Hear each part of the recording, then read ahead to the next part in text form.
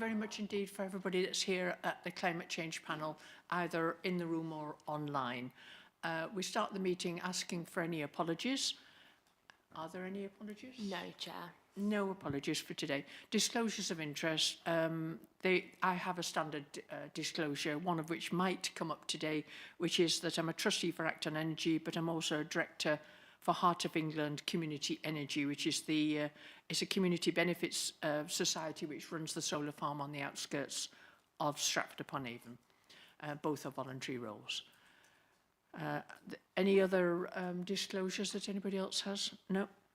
Then we've got the minutes to confirm and sign the minutes, and they were from the 5th of November. Are members of the committee happy with those minutes? And are you happy for us to sign them? No, okay. Happy with those minutes? Okay.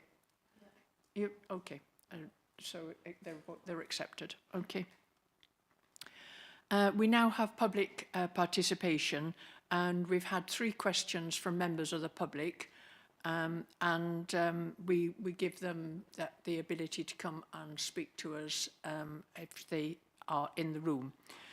The first question was on a matter of food security. I don't know whether you are able to... Should I just read it out? If you can. Yeah, okay. On the matter of food security, has it been included as part of critical infrastructure? I understand that if this is not done, then the issue of food security does not need to be considered when planning applications are received. Could I also hear from the panel on the amount of land being used for solar panels? Is this the best use of open fields when I believe we only grow 30% of the food we consume in this country?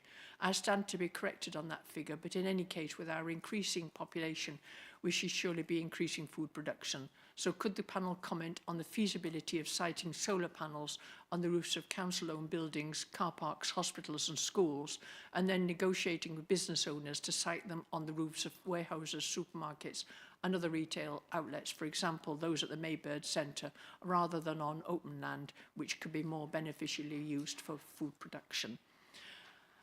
So I've done some research on myself, but I've also, Eleanor Warren has done some work for me as well. Are you happy, Eleanor, that I just start reading out some of the answers that you've put together? Yeah, of course, yeah. Okay. In October 24, the Council passed a food insecurity motion, and in doing so, it committed to deliver 8 actions.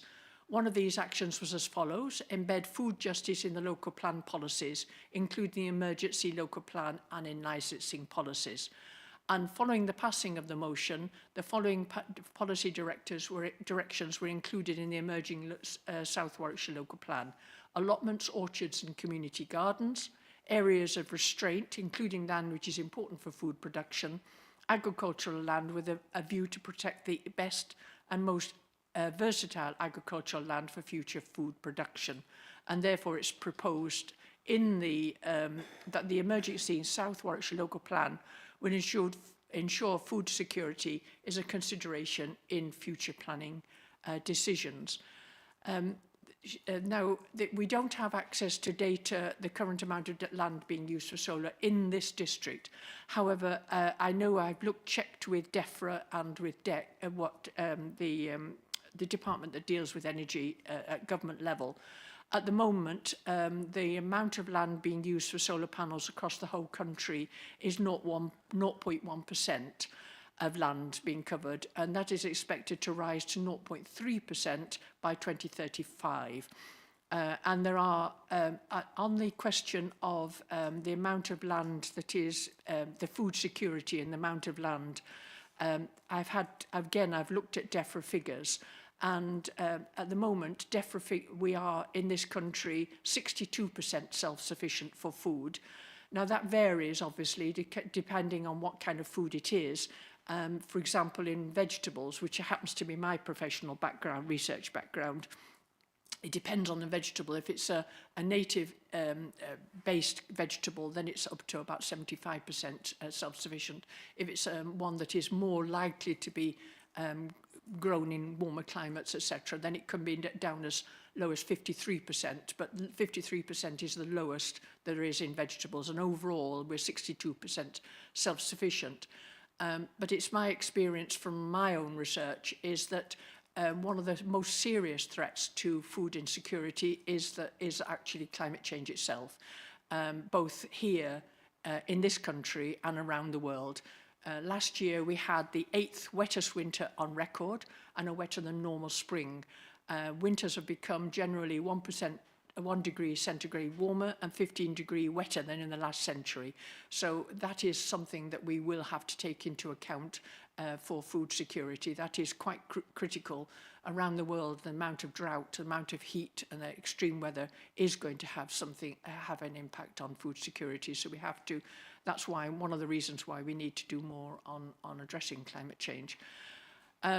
One of the other issues that we might need to look at within this district, particularly when we're looking at our local plan, is the fact that there is some considerable research going on in agricultural university-based research, not only on the efficiency of solar panels, but also on the ability to grow crops under solar panels. There are 2 or 3 universities that are doing some considerable research, not only on the materials being used, but how to angle it and make sure that you know they are being used the land is being used to best effect.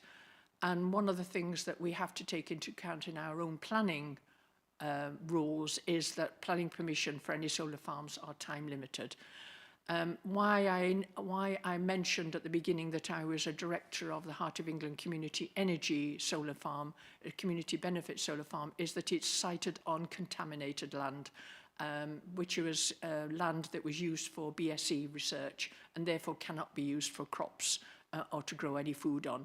So there are different types of land, and all of that will be taken into account in the South Warwickshire local plan.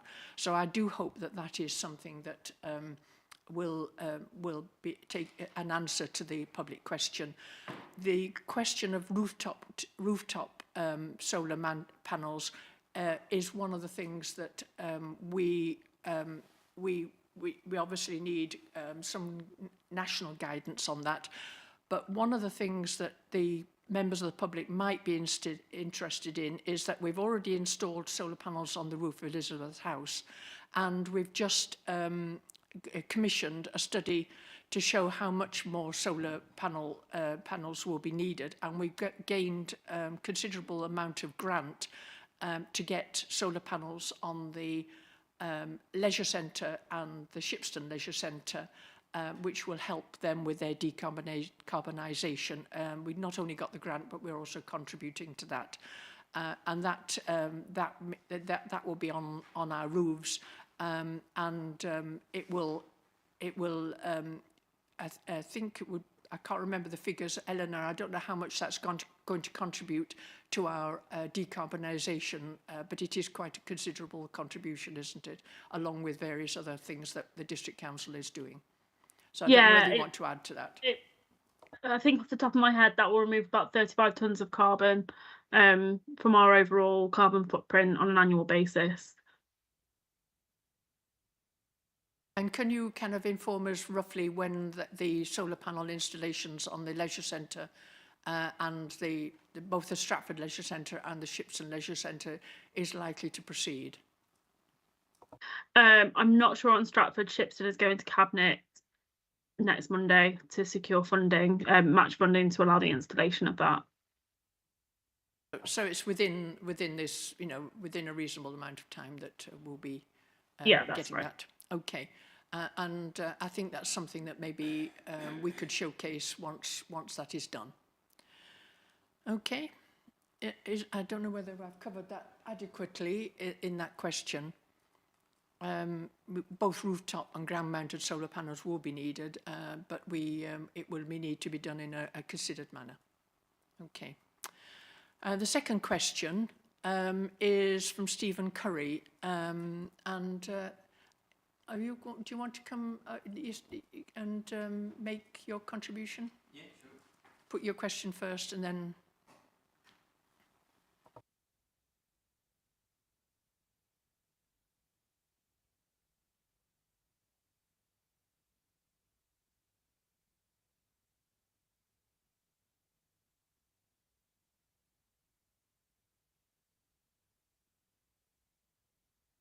Okay. There we go. So yes, it's a rollover question about what's the progress status of decarbonisation for Stratford-on-Avon district. And by, you just wanted an update on it. The net zero carbon, in 2019, that was when we declared the climate emergency. Sorry, in 2019, that's when we declared the climate emergency. At that time, the carbon footprint of Stratford District Council was 3,848 tonnes of carbon CO2 equivalent. Following the implementation of various decarbonisation projects, including the use of change of fuel in the Council's refuse collection fleet, the carbon footprint at the end of 24-25 financial year is estimated to be 1,493.3 tonnes of carbon CO2 equivalent. And this represents a reduction of 61% of the Council's overall carbon footprint since 2019. That's the Council itself. Obviously, we have influence over others, or there are other things that we can't always influence, but that's within our own footprint. In the district, the main method of reducing district-wide emissions is through the emerging South Warwickshire Local Plan. We've ensured that there are provisions in the preferred options to enable the district's carbon footprint to be reduced. And these include provision for renewable energy, increased energy efficiency in new builds, and spatial planning to enhance use of active travel and public transport. We also await what the government guidance is on this, because obviously with things like the National Planning Policy Framework and other national, if they were to strengthen some of their legislation, that would make it easier for us to strengthen our legislation and also get things into the South Warwickshire Local Plan. So through various routes, we are making sure that our voice is heard at that national level, to make sure that we ask for these measures to be encouraged and supported. That's that one question. Is that adequate, or do you want to add to it? Yeah, I think I might have explained from before that our background is automotive and very much about timing plans, milestones, and where the objective is going to fall short and what deviation plans are to countermeasure it, etc. So it's being able to see that whole picture. I mean, it sounds all good, excellent news. People are working, very hard to achieve it. So yeah, it's being able to see that entire picture, if that's possible.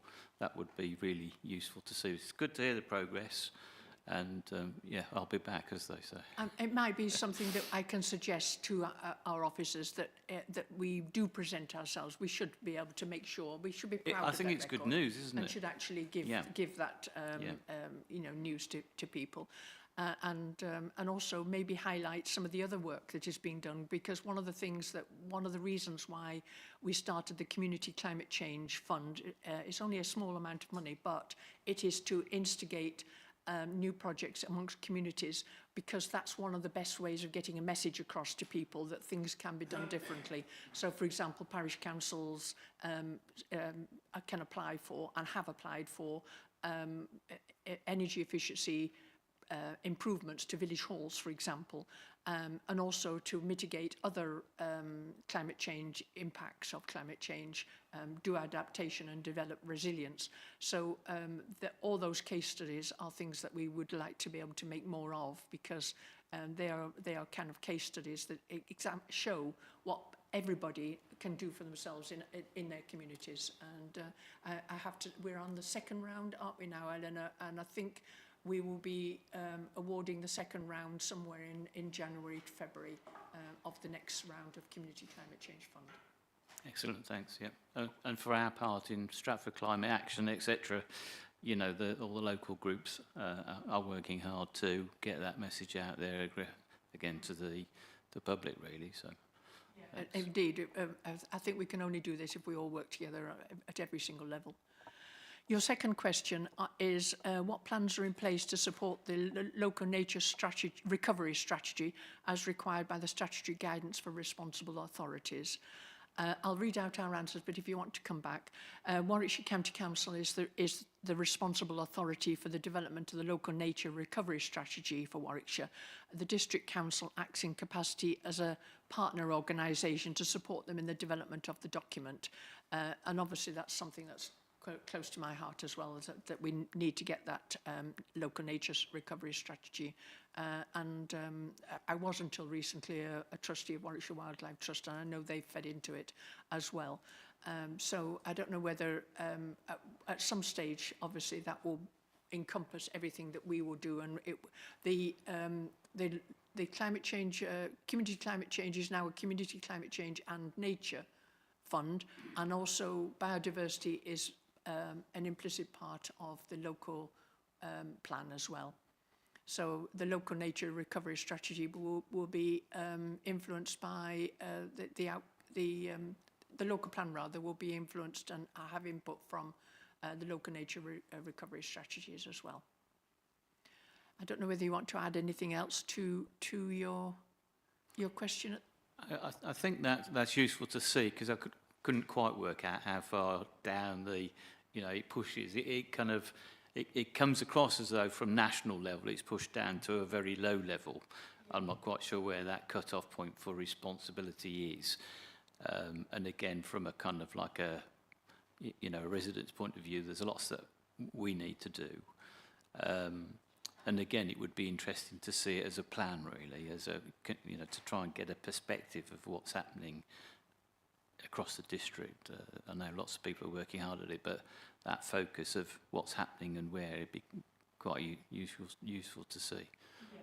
And the other thing that Eleanor may be able to update us on is the local community engagement plan that is working with parish councils, and some of those have nature strategies as part and parcel of what parish councils and communities are doing through that. Eleanor, have you got any update on that one that might be useful? I think you've just summarised really, Susan, what the kind of state of play is with the local climate engagement scheme and the kind of involvement to kind of encourage town and parish councils to do their own nature plans. The local climate engagement scheme is still up and running. We're looking to work with communities across both, because it's a South Warwickshire scheme, so across Warwick District and Stratford District, to basically incentivise and support them to create their own climate and nature plan. So that is available to interested parties. On top of that, one of the actions identified in the 2025 delivery plan, I'll talk about this more in a second when I present on the climate change and nature recovery strategy, is to work with town and parish councils on a more one-to-one basis, and community groups. It doesn't just have to be town and parish councils, any landowner basically that are looking to increase the biodiversity or ecological value of their own land. So that's a programme that we're developing at the minute and will be rolled out this delivery year. We're happy to take any kind of input as to what would be useful to see within that programme. We're very kind of open to ideas as to what people are struggling with and how we can help. So anything that you might be able to suggest, Stephen, please feel free to drop it to the climate emergency inbox and it will be picked up and we will look at it. So there's quite a lot going on in that space. You just have to kind of bear with us for a couple of months, but you should start to see more coming through. I'll bring in Manuela Pertigelli in a minute, but it's interesting that the next item on the agenda actually is a presentation on the climate, nature and recovery strategy, so you might not want to hang around for that one. Manuela. Yeah, so as when I was parish council champion, several town and parish councils, they wanted to develop their own nature strategy or biodiversity plan, and I think I kind of signpost them to the Coventry Solihull and Warwickshire biodiversity plan, but that's kind of a few years old, and it was by this is farmland, how you can improve farmland and the wildlife farmland and around the river. So it was very much looking at the geography of the county as a whole. And I wonder I don't know whether we can, because you said you are obviously the councils that come to you and said we want to do this, and then but whether eventually we could have like a toolkit on the website so that parish and town councils and other community groups or their own land, for example, housing associations, for example, that they can actually, have the toolkit and then implement that as appropriate. I don't know whether this could be something that's quite practical and can be developed further. Thank you indeed for that. If there's no other comments on the public participation questions, Councillor Keithley. Yeah, thank you very much, Susan. I suppose it's in response to the question about our progress in decarbonisation. I'm looking at Ellie really to see whether or not there was two things. First of all, 61% over 5 years is a pretty good result in my book. That's how I feel.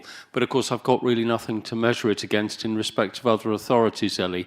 And I just wondered, since we were quite keen on measuring our recycling rate performance, and we're ranked for that, whether or not there was something similar in this particular area of decarbonisation as well. I don't know if you can comment on that for us. I have not seen anything ranking the carbon footprints of councils. You can get district areas quite easily, and we have access to that data, so we can get quite a good picture as to how we're doing against other authorities from a kind of regional aspect. But individual councils, I'm not sure. That's not to say that it doesn't exist, but I've not come across it. I'm happy to have a look and see if I can find anything. Okay, that would be great. useful. It would be nice to know if 61% in 5 years is leading the way. And we all feel that is great performance, actually, particularly supported by our move to the vegetable oils in the bin collections. Thank you. At one stage, all councils used to have to report to government on an annual basis. There was that you had to report your carbon footprint and various energy use, etc. That was scrapped some years ago, unfortunately. Otherwise, we would have been able to have seen much more clearly. Now, whether the Climate Change Committee or any other people have access to data, that's probably Eleanor can have a look at. But at one stage, it used to be regularly reported on the Government UK website, but is no longer done so. Okay. All right. If there's no other questions or anything, no? Susan, can I just... Councillor Crump. Thank you, Councillor Jean. Yeah, just a couple of things. Just adding on to Councillor Keith's point, I would like to, again, we need to make sure we're comparing apples with apples and apples with pears, because a straight percentage reduction might not necessarily indicate good performance, because compared to other authorities who may be further down the line and made significant steps in reducing their carbon emissions already. So therefore, they've got a lower base to start from in terms of reduction. They might have got down from 500 to 100. They're just making up these figures like a good accountant. And therefore, so a 6% reduction on that isn't particularly good. So it would be good to see what the basis of these percentages are. So we are comparing apples with apples, not apples with pears.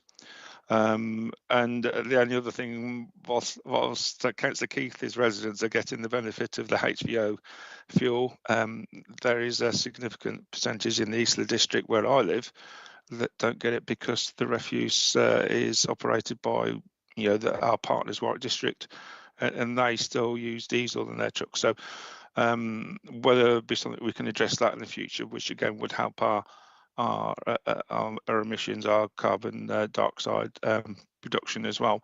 I think that would help, because 15% of the district are still serviced by refuse vehicles that are powered by diesel. So yeah, we've got some steps to take on this, but yeah, I think straight percentages aren't necessarily an indicator of improvement, but yeah, I think the idea is good, and I certainly agree with the principle of benchmarking. But yeah, I think we need to understand the figures before we just do comparisons based on percentage. And I'm not sure where you're actually saying that anyway, Councillor Keithy, but yeah, just add my 2 penny worth in on that. It might be worth going back to some of the original research that was done for this authority a couple of years ago. And for example, we actually have a relatively small part of the footprint of the whole district. One of the biggest components is transport, and of course we do have motorways going through, and they are where some of the most significant carbon use is on the motorways, and you know, so those are things that we can't control. Councillor Hatch.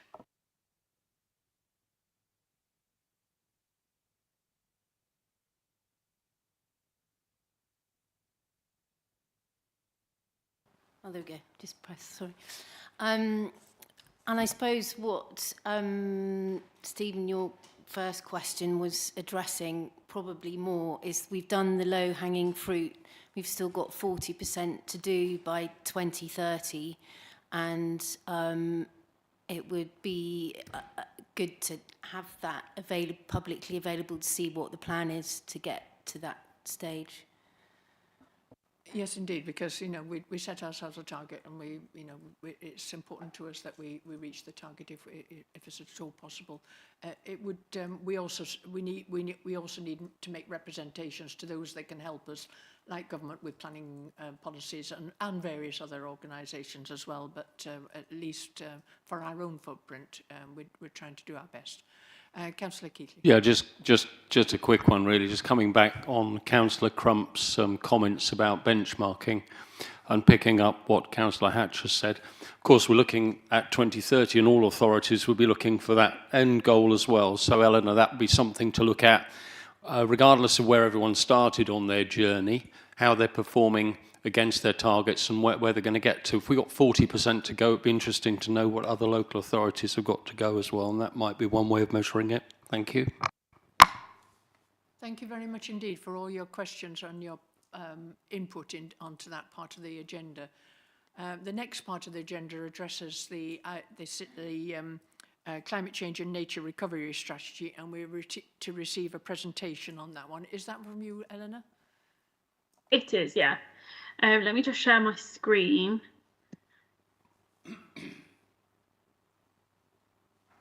Oh, there we go. Can everybody see? If you could just make it big, if that's all right. Yeah, Big. if you could enlarge it, please, it would be, yeah, thank you. Yeah. Okay, so this is just a kind of brief presentation really on the kind of progress and the contents that we've made so far on the climate change and nature recovery strategy.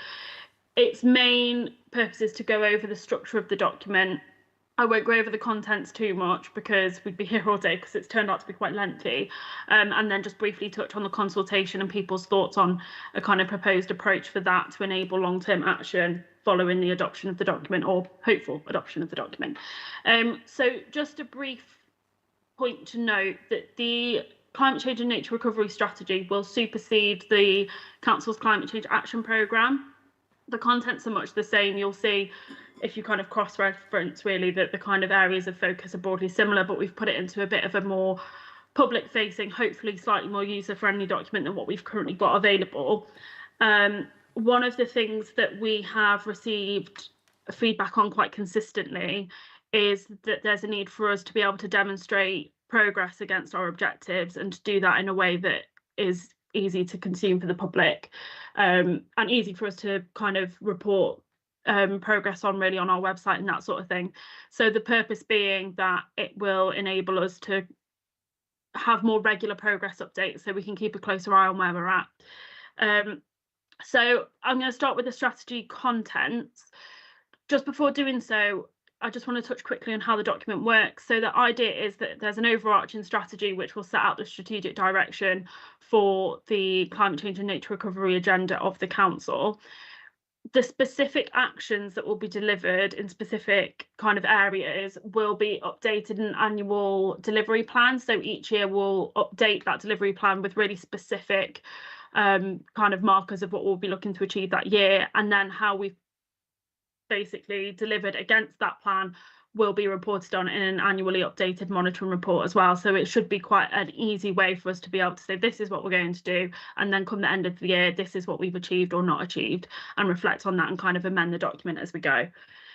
So it focuses on 4 areas: internal decarbonisation, so what we've just been talking about in terms of our own internal carbon footprint. That will include our estate and operations. External decarbonisation, so looking at how we can influence emissions across the district as a whole. Climate change adaptation, and also nature recovery as well. So it should be quite an all-encompassing kind of environmental strategy.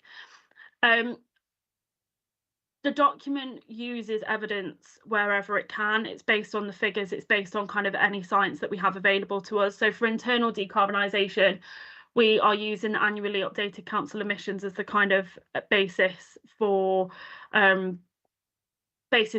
progress in that area. External decarbonisation, we are using the 2021 Anthesis report that we had produced. We've got access to LGC and LGA district level carbon data, and we're also using carbon budgeting data, which has been produced by the Tyndall Centre, which is a research institution associated with the University of Manchester.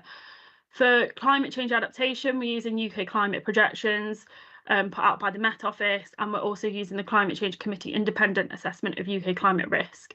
And I've missed off this, that we'll also be using the West Midlands climate change independent assessment as well. For nature recovery, we'll be using the Warwickshire Species and Habitat Action Plan, and we're also using the Lawton Principles to kind of inform our areas of focus moving forwards to increase ecology across the district. It starts off with the introductory section, so it kind of sets out the scene where we're currently at. There's a lot of data in there, there's a lot of emissions data, both internal and external. We have also made sure that we've included a what our residents said section, so that it's based on the what has been identified in the resident survey as kind of priority areas for climate and nature within the district. So it's based on what our residents want to see more of. It includes the Stratford-on-Avon district carbon budget, so we know how much we need to reduce carbon emissions by what date, as recommended by the Tyndall Centre, to remain in line with those Paris Agreement and Climate Change Act ambitions. It sets out what we've achieved so far, and it also includes a vision which was based on the climate assembly that we had in September, whereby we did an exercise asking attendees to say what they would like to see more of, to see a kind of greener Stratford moving forwards. So each section is kind of split down into individual action areas. So for internal decarbonisation, we've got decarbonising our estate and operations. We've got addressing our scope 3 emissions, so those that arise from our supply chain and procurement. And we've also got creating a carbon literate workforce. For external decarbonisation, we will be focusing on decarbonising the energy systems across the district, increasing access to active travel or use of public transport where possible. The built environment, so mainly through the planning system. Green economy, so helping our businesses to kind of adapt in the kind of changing environment that we're seeing at the minute. Reducing waste and increasing community engagement around the issues of climate and nature recovery. For climate change adaptation, we've got focuses on increasing resilience across the region to extreme weather events, ensuring that the health and well-being of our communities aren't compromised as we see increasing extreme weather events and the impacts of climate change, embedding climate change adaptation in planning policy and regeneration projects, using nature-based solutions in our green spaces wherever possible to minimise those impacts of climate change, helping our local economy adapt to the impacts of climate change as well, and adapting our internal service areas so as a council we can continue to deliver the services that we're expected as we start to see the kind of worsening impacts of climate change. And nature recovery, managing our own land for nature, connecting nature across the district, so that's including things like supporting the county council with their local nature recovery strategy, and increasing tree planting as both a climate adaptation, a biodiversity and a carbon sequestration measure. So the consultation, we are hoping, will act as a springboard and provide an opportunity for residents and businesses to get directly involved in the climate change and nature recovery agenda wherever they would benefit most strongly from. So it's based on the 2025 delivery plan, which I previously presented at, I think, in the November panel. The first thing we'll be asking is, have we missed any items for delivery? Is there anything that people want to see us focus on immediately? And should we be looking to incorporate that in the delivery plan? We'll also be asking questions along the lines of, if you are a business, would you like to be included in future climate resilience workshops? Or if you are a resident, is there any support we could provide to enable you to make sustainable changes? So we're really looking to do a consultation that enables us to kind of deliver targeted action following its kind of conduction, really. And that is it. Thank you for listening. Does anybody have any questions on any of that? Okay, well, thank you very much, Eleanor. And to say that this has brought the original action plan completely up to date with all the latest details and all the latest progress what I would urge is that everybody urges people to respond to the consultation so that we can hear from people. Councillor Keithley. Yeah, thank you. Eleanor, I'm just interested in how long that consultation will run for, and also how you expect to get it across to people.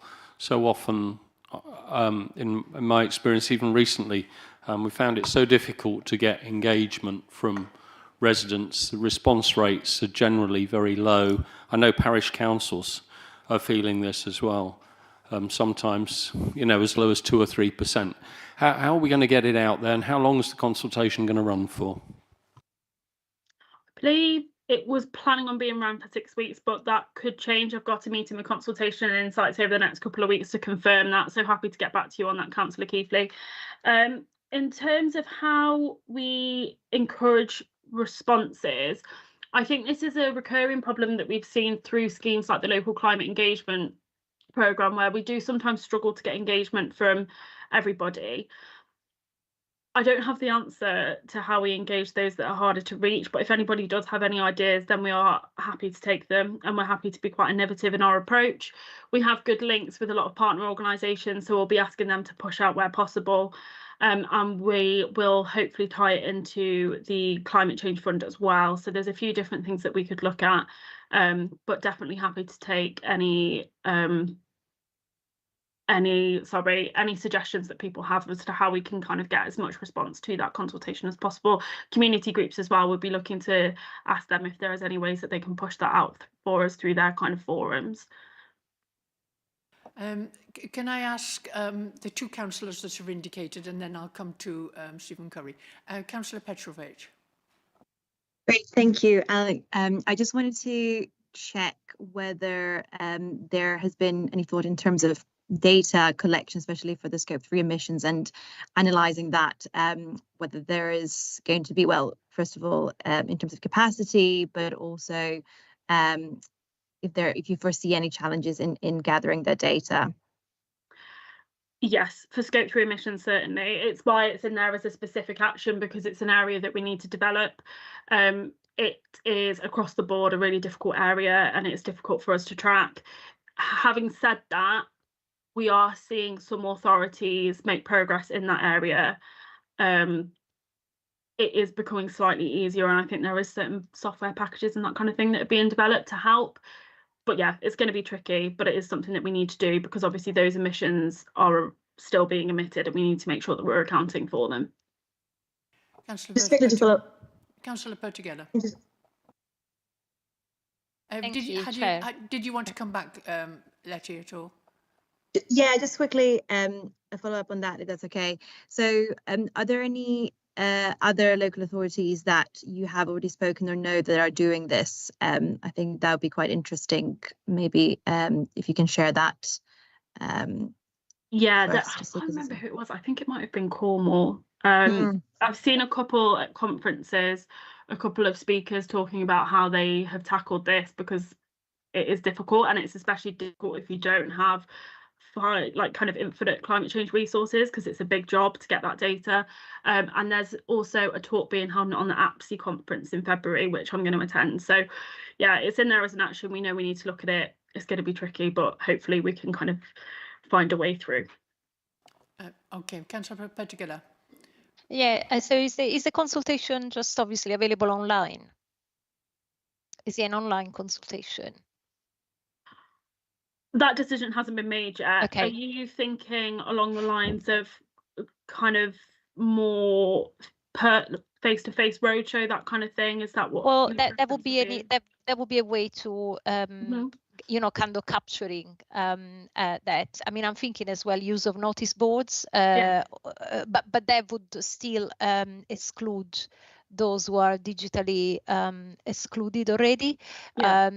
So it's maybe something to think about when you discuss inclusion in the consultation. But yes, I mean, you know, in collaboration with town councils, parish councils, maybe a couple of roadshows would be really good.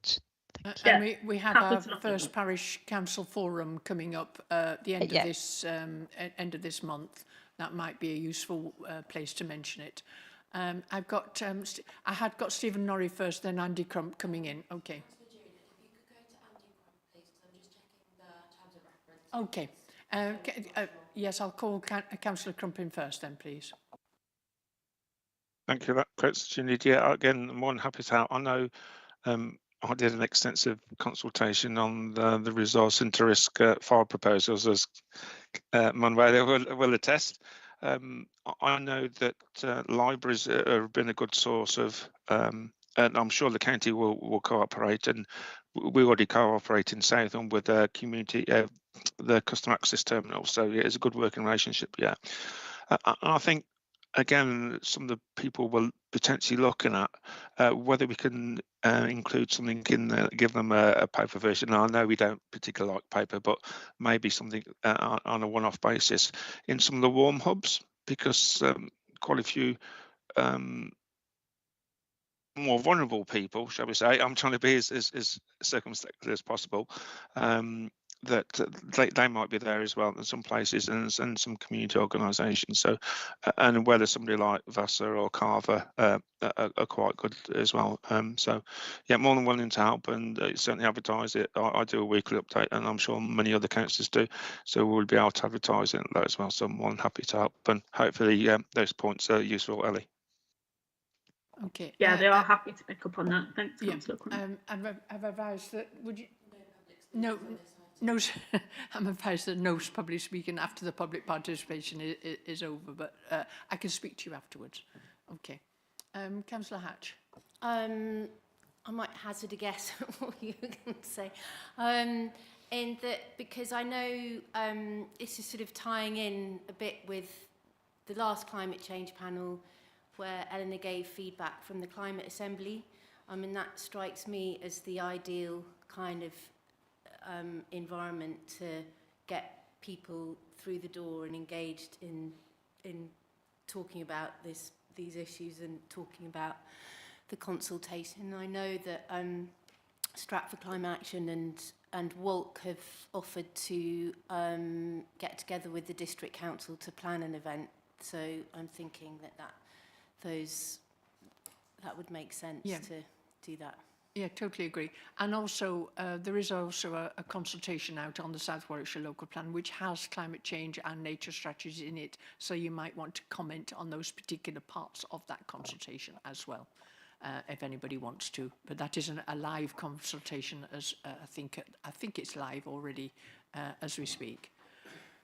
Okay. Any other questions or anything else that anybody wants to raise? I mean, I'd like to say thank you to Eleanor for all the work that she's put in on this, because she's brought the whole strategy up to date and made sure that all the information is there that we need.